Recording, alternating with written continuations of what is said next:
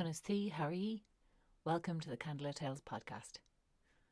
My name is Sorcha and this is episode 3 of our 5-part Táin Bó Cúailnge. We're releasing extra episodes this month as part of our Patreon Patron Appreciation Month. If you'd like to find out more about rewards and how you can help us make this podcast, go to patreon.com/Candlelit Tales. But for now, let's get on with the story. Among the exiles of Ulster was a young man named Fiacha, son of Firoba. And he came to Cuchulainn, snuck up to him to talk to him in the night one evening, to tell him that Cuchulainn was not without friends among the exiles of Ulster. Although they held great resentment in their hearts against Morrígan, they still loved Ulster, their home, and they still admired greatly what Cuchulainn was doing. And a part of Fiacha wished he could stand with Cuchulainn against the men of Ireland. Now Cuchulainn was resting at this time near Ochone, letting the sea breeze keep him awake, because he'd been without rest for 3 days and 3 nights, harrying the army of the men of Ireland. In his exhaustion, Lóch called out to him to tell him that a man was approaching. A brown-haired, broad-faced, handsome young man with a brown cloak around him. In one hand, he held a white hazel rod, in the other hand, a sword, with the tooth of a seahorse as its hilt.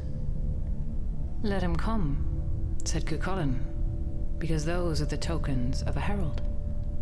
MacGrath came upon Cuchulainn, but he did not know who he was, and he asked him who he was serving under. Cuchulainn replied truthfully that he served Morrígan. And MacGrath asked him then if he knew where the fearsome warrior Cuchulainn was. To which Cuchulainn replied, "Well, anything you want to say to Cuchulainn, you may say to me." And so MacGrath, still not entirely sure who he was talking to, laid out the offer that Queen Maeve had discussed with him. Land and titles in Connacht, her friendship personally, great herds of cattle and livestock, and a place at every feast in Crochonai, a high place and a place of great honour, if only Cuchulainn would leave the service of Morrígan and come over to her side. Cuchulainn rejected them all. And so MacGrath came back to the camp. Maeve asked, did he find Cuchulainn? And MacGrath said, "I don't know. I met an angry boy between Ochone and the sea, but I'm not sure if that was Cuchulainn." And when Fergus heard that, and heard what he'd said, he said, yeah, that was Cuchulainn. Maeve sent him back again to make new offers. This time, knowing that it was Cuchulainn he was speaking to, MacGrath offered even more than they'd offered before. More land, more honour, more wealth, more friendship, and still Cuchulainn rejected him. And furthermore, he said there was one offer that he would agree to. There was one man in Maeve and Oliel's army that would know what he would agree to. And if any but that man came to make the offer to him, it would be the last day of that man's life. And so MacGrath came back to Maeve and said, "I'm not going near him again." Now Maeve turned to Fergus, wondering what this offer was that this young man was talking about. And Fergus nodded. He understood immediately what Cuchulainn referred to. He told Maeve that Cuchulainn was talking about the right of single combat. He would face one warrior at a time, and perhaps this could buy Maeve some time.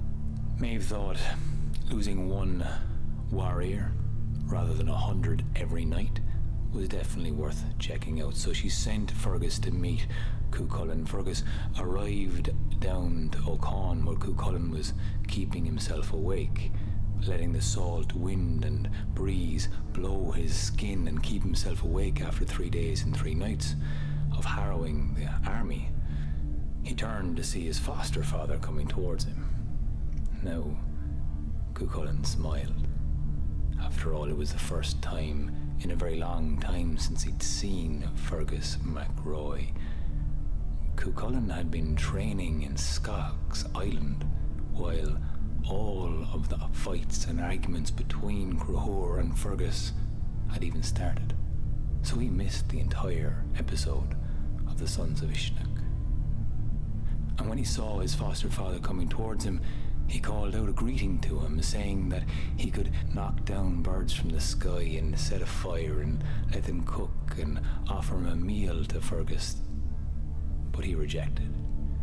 Fergus had a job to do, and he relayed Maeve's message that she was happy to go through the rite of single combat, but Cuchulainn had a number of stipulations. He told Fergus MacRoy that he would fight a warrior at the ford every day, and while the fighting would last, the armies could march. But when the fighting was over, the armies had to make camp. He planned on making very quick work of every one of the champions Maeve sent him. Fergus turned to his charioteer and said he would mount and go back to Maeve. Now he had let one other man come with him, just to see Cuchulainn. Maeve's own nephew was a young warrior named Etarcomal, and when Fergus was setting out, Etarcomal had persuaded Fergus to let him come, just to lay eyes on this Cuchulainn who had such a great reputation. Fergus had warned him, saying if your pride meets his pride, there'll be something damaging will come of it. But Etarcomal would not be dissuaded. He watched the negotiation between Fergus and Cuchulainn, and when Fergus got up into his chariot and drove away, Etarcomal came over to Cuchulainn and looked at him very closely. Cuchulainn asked him what he was looking at, and Etarcomal said something to the effect of, "Not much." Now at that, Cuchulainn began to feel himself getting a little angry, but he said, "You came here under the protection of Fergus MacRoy, and so I'm reluctant to do you any harm. But if you want to be the first one to challenge me, come back in the morning and I'll kill you then." Fergus saw none of this, because it was his custom never to look behind him when he was in his chariot, only to look ahead of him. He did not see Etarcomal going back to Cuchulainn. He did not see Cuchulainn arming up ready to meet him. He did not see Cuchulainn strike a blow at the sod under Etarcomal's feet, knocking him onto his back and giving him one warning. He did not see Etarcomal get up, refusing to heed the warning, and Cuchulainn, still restraining himself, cut all the hair off his head with one blow of his sword, without drawing a drop of blood. And Fergus MacRoy did not see that when Etarcomal refused to heed that second warning, Cuchulainn cut him in half with one blow. When he did realize that Etarcomal had died, he berated Cuchulainn for killing a man that had been under his protection. Cuchulainn told him to talk to Etarcomal's charioteer, and when he heard the full story, Fergus dragged Etarcomal's body back behind his chariot to present it to Queen Maeve. Now Maeve turned to her first champion, a man named Nachrantail, and he went to the ford. It was his custom to enter into every fight and hunt with sharpened sticks hardened in the fire. So he went down early that next morning to the ford, where he saw Cuchulainn running away from him. He came back to the army with a grin across his face, announcing that this boy had just ran away from the hardened warrior. But Fergus was very doubtful. He sent Fiacha, son of Firoba, to find out what had actually happened. Fiacha talked to Cuchulainn, who told him that he saw no warrior coming towards him. He saw a man with sticks. It was his custom to never attack any messenger or anyone unarmed, and so he would not do this man any harm. And after all, he was hunting for his breakfast, so that's why he ran. Fiacha told this to Fergus, and Fergus told Maeve, who then told Nachranthail to get his ass back down to the ford. Nachranthail went back down to the ford to face a Cuchulainn who was now a very different size, shape and vision than the boy he'd seen before. His anger had come upon him once he had heard rumours had ran around the place that he had ran away from a fight. Needless to say, Nachranthail died with one blow. Now Maeve split off a third of her army and sent them north to Cooley to find the brown bull. And a rumour began to go around her camp that the only reason Cuchulainn was doing so well was because of his magic spear, the Gay Bulga. And if he didn't have that, maybe they'd have a chance. A satirist named Ray went up against Cuchulainn, came to him, threatening all kinds of satire against him if Cuchulainn did not give Ray a gift of his spear. Cuchulainn said he'd give him other things as a gift, and Ray said he didn't want other things, he wanted the magical spear. And so Cuchulainn, with all of his might, threw the Gay Bulga through the head of the satirist. And with his dying breath, Ray cried out, "That is a weighty present." Now Cuchulainn began to practice many of the feats he had learned with Skak, the shadowy one on her island, and high-heeled Alban, the woman who had gifted him the great magic spear, the Gay Bulga. And as he was practicing a particularly difficult feat, balancing 9 apples upon one another with the sword and shield atop of them, a man came towards him, but Cuchulainn didn't really notice.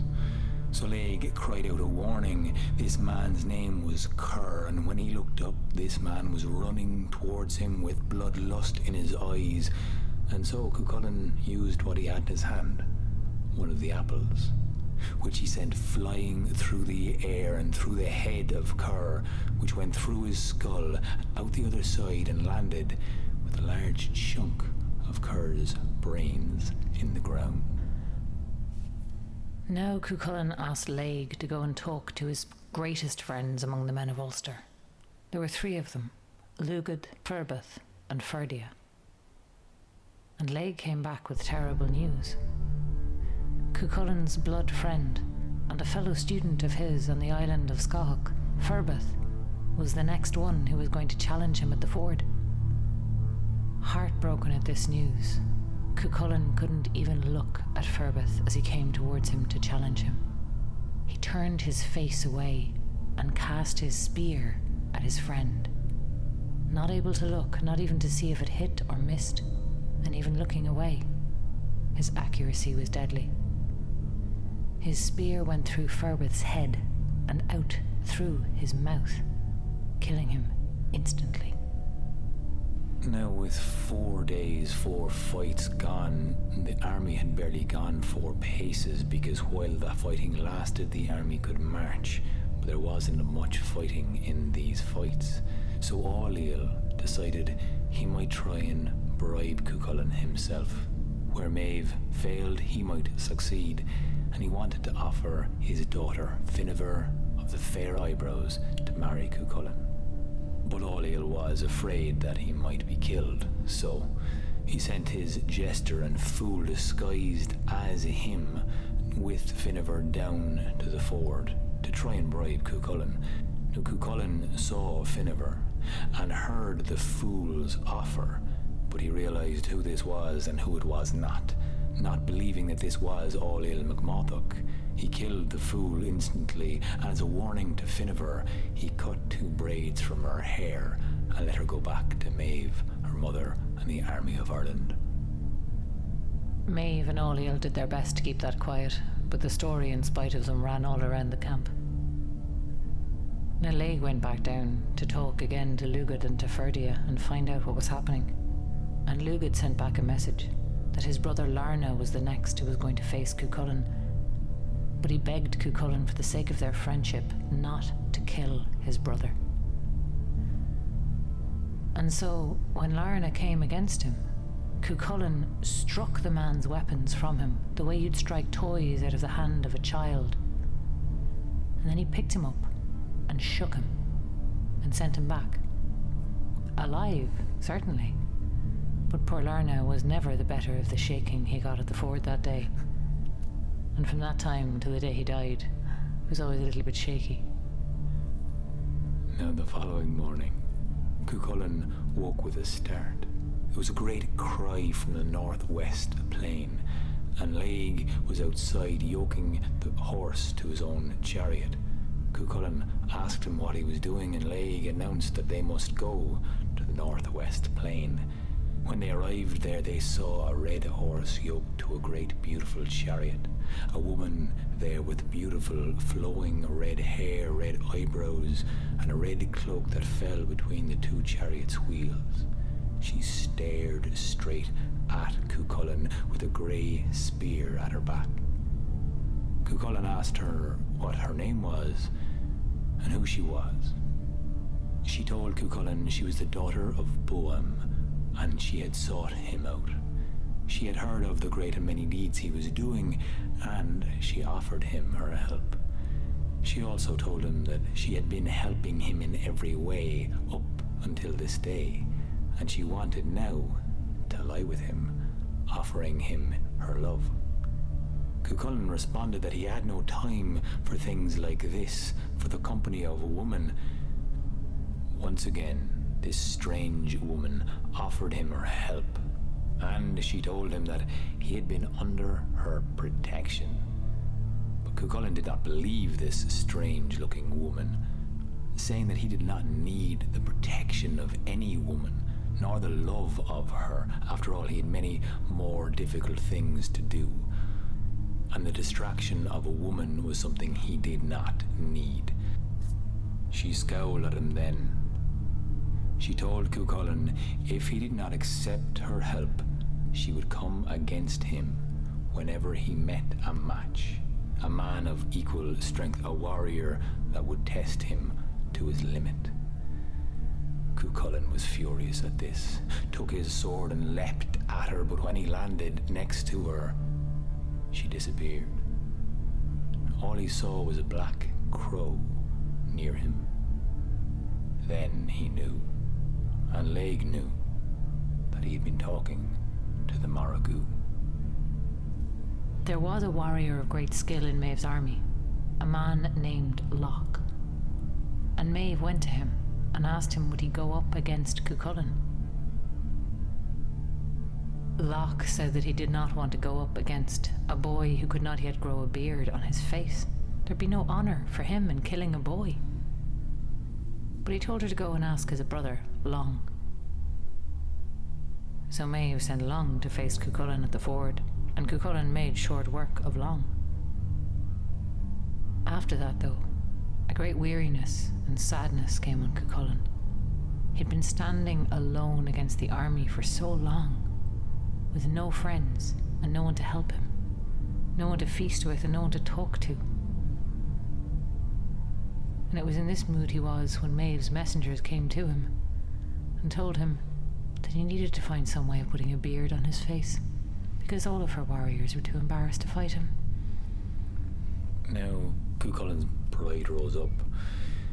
He was embarrassed at this, so he ran into the forest and gathered blackberries that were growing in abundance all around the ford, and he smeared them across his face. And as the sun rose then, he saw a man walking towards him, a man named Lóch. Lóch saw this blackberry smearing and thought it was a beard, and, well, with Maeve's instructions to go after the boy with the beard, he did just that. He went toward the ford, and Cuchulainn met him there in the shallow waters, and they fought furiously and fast. And Lóch met him, blow for blow. He was a skilled and strong warrior. Cuchulainn had finally met someone to test his strength. As Cuchulainn saw a way inside Lóch's defenses, out of nowhere, a wolf appeared. and bit her sharp teeth into Cuchullen's raised arm. With a scream, he dropped his sword. He nearly lost his life as Lóch gave him a wound across his side. But Cuchullen managed to roll around, dashing the eye from the wolf, who then scampered away. He regained his footing and continued the fight with Lóch. He was pressed once more up to the point where he could kill Lóch. A white heifer with red ears came charging at him, at the head of a herd of cattle stampeding their way down toward the ford. They were ignoring Lóch and going straight for Cuchullen, who jumped out of the way and managed to kick up at the heifer, who tried to stamp over him. He broke her leg, swiveled around, but instead got a lash across the back from Lóch. Once more now wounded, he stumbled back into the fight. He was pressed once more, meeting this man blow for blow, but once again he had him to the point where he might actually kill him, and an eel slithered up his leg and pulled him down into the water. He managed to crash the eel off the nearest rock, the ribs breaking, it sliding away, and for a third time he got a wound from Lóch. These 3 wounds might have killed any other man, but Cuchullen managed to regain his strength, his composure, and, in a great feat, he drove his sword through the chest of Lóch, who grabbed onto the sword, and he asked Cuchullen to let him fall forwards and not backwards, so he could die honorably, facing the man who killed him. Cuchullen pulled the sword from his chest and let Lóch fall forward. May was finding it difficult now to get champions to challenge Cuchullen. There were 3 men and 3 women in her camp, and between the 6 of them they had the working of an enchantment that she thought could bring down the champion of Ulster, and so she sent them against him. But those 6 sorcerers fell before Cuchullen just like everybody else. And now that she had broken her agreement, the anger of the Hound of Martevna was unleashed, and he began once more to harry her army. The men of Ireland made a camp on the plains of Martevna, and they put up great walls all around it. Lóch made a camp for Cuchullen on a mound overlooking it, and when he lit his fire that night, you could see the firelight from Cuchullen's fire glinting off all the sharp weapons of the army of Ireland below. When Cuchullen saw this, saw them gathered all in one place, saw all the cattle they had raided from the empty lands of Ulster and the territory of Martevna, his own home, a great rage and sorrow came over him. Cuchullen stood out with his sword and spear and shield, and he gave a great hero cry, all his rage and all his loneliness and all his grief in it. And all the creatures of the valleys, the Bacónachs, the Bannochs, and the witches of the valleys, they took up his cry and echoed it back among them, back and forth, until the very landscape was ringing with their shouts and shrieks and screams. Hearing this, the men of Ireland thought that they were under attack, and in their confusion and in the darkness they fell on one another, and with no assault from any outside force, 100 men lost their lives in that single night. In the pale grey light of the early dawn, Cuchullen walked through the forest near the ford, and suddenly a terrible thirst came on him.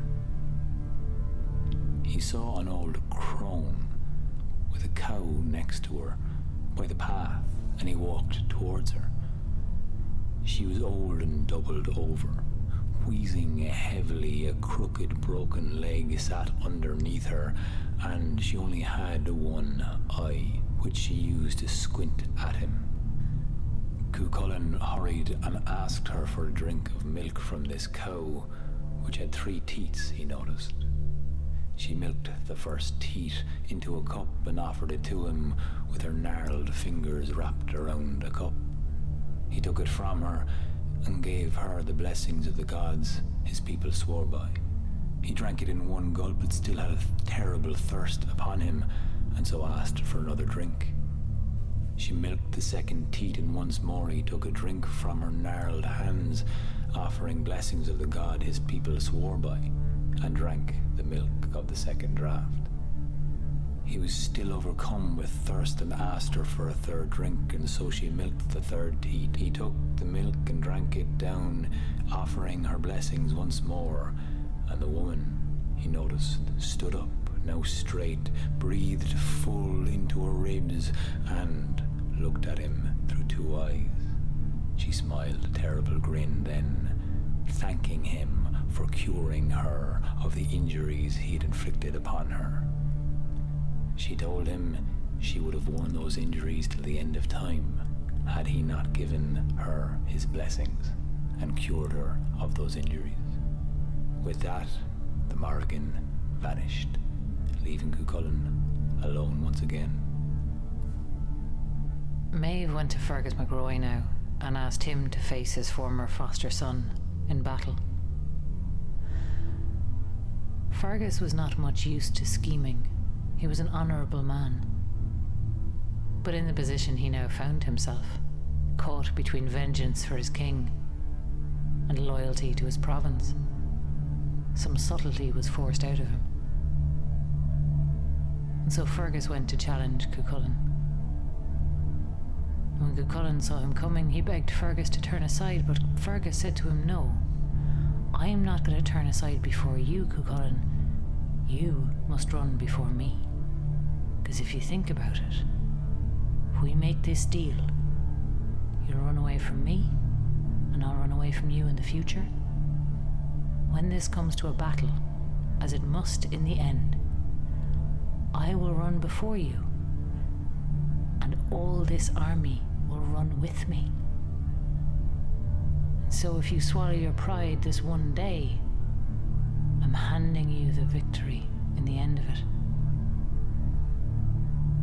Cuchulainn was still loath to run away from anyone, but he took Fergus's bargain, and he ran before him. Maeve cried out to Fergus to chase him down. All the men of Ireland called out that Cuchulainn was afraid of Fergus McRoy.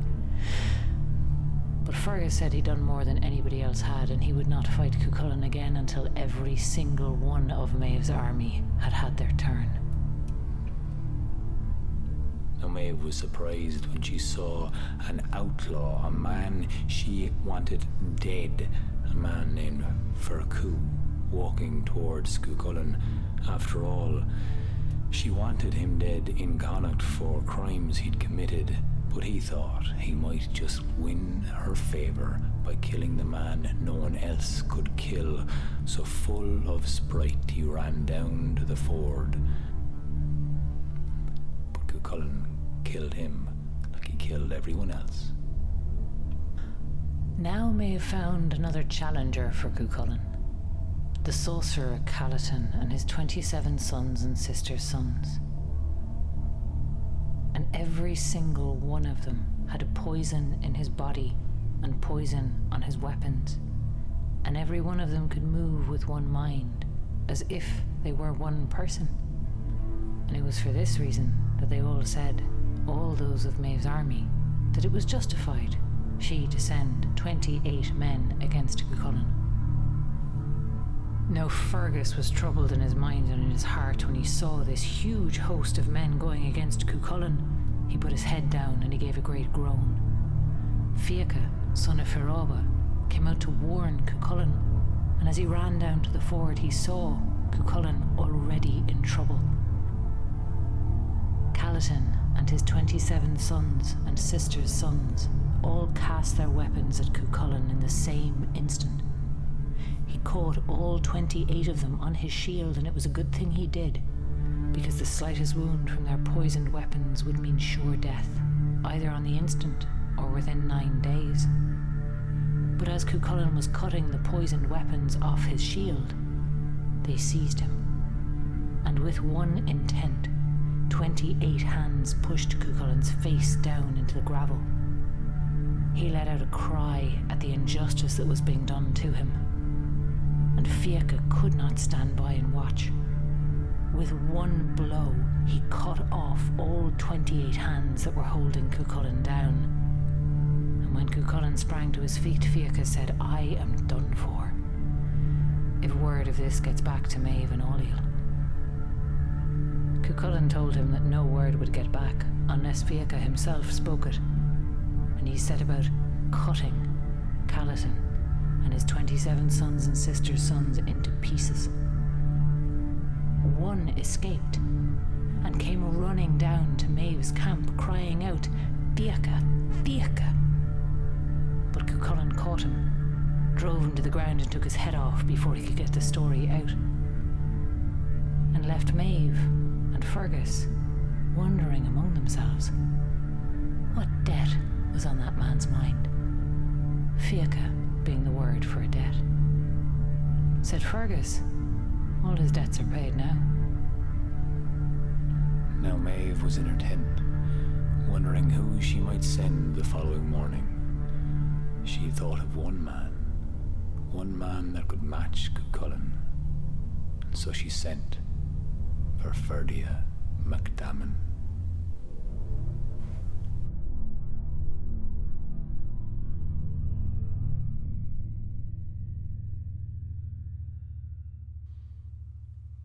Thank you for listening. That is the end of part 3. We'll be back next week. This podcast was produced and edited by Oisín Ryan. The music was done by Oisín Ryan, and Sorcha and I took all the inspiration from Lady Gregory. So a lot of the details you can find in her books. Now, this podcast was made possible seeing as it is our Patreon Appreciation Month of November. We're releasing one podcast every week, which we don't always get to do. And it's made possible by Anna, Anne, Aoife, April, Claire, Connie, Desi, Di, Emmett, Emma, Kiva, Margarita, Paulina, Russell, Selena, Simone and Sweeney. And Pamela. That was Pamela, was it? Cool. Alright, well, Sorcha's here to correct me. So, thank you very much and tune in next week. Thanks, Pamela.